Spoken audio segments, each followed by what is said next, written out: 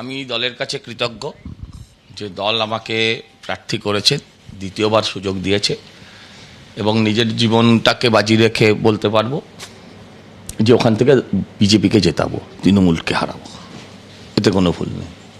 বরানগর কেন্দ্রে আমরা জানি যে প্রায় 2,18,000-এরও বেশি ভোটার রয়েছেন বা কাছাকাছি ভোটার রয়েছেন।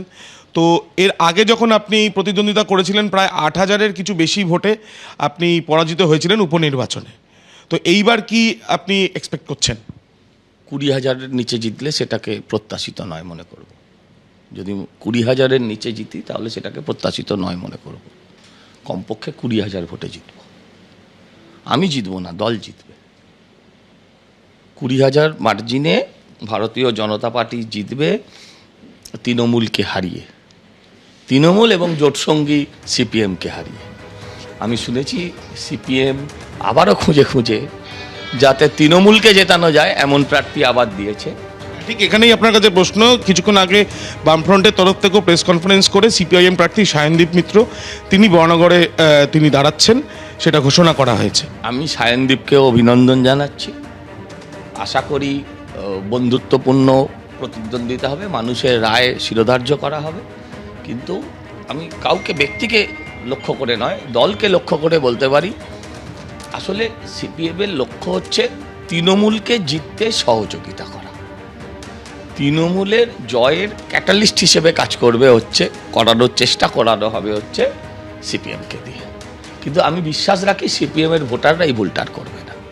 এর আগে যখন আপনি উপনির্বাচনে প্রতিদ্বন্দ্বিতা করেছিলেন তখন আমরা দেখেছি তন্ময় ভট্টাচার্য তিনি সিপিআইএমের তরফ থেকে প্রায় 26,000-এর মতন ভোট পেয়েছিলেন, কিন্তু আপনার হারার ব্যবধান প্রায় 8,000-এরও কিছু বেশি।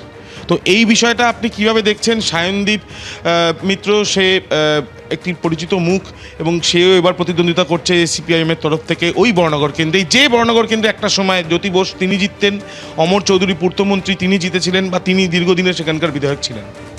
না না, ওসব ইতিহাস দিয়ে তো আর বর্তমান সবসময় চলে না। এক সময় তো এখানে সারা বাংলায় লালে লাল ছিল, তার আগে কংগ্রেস ছিল।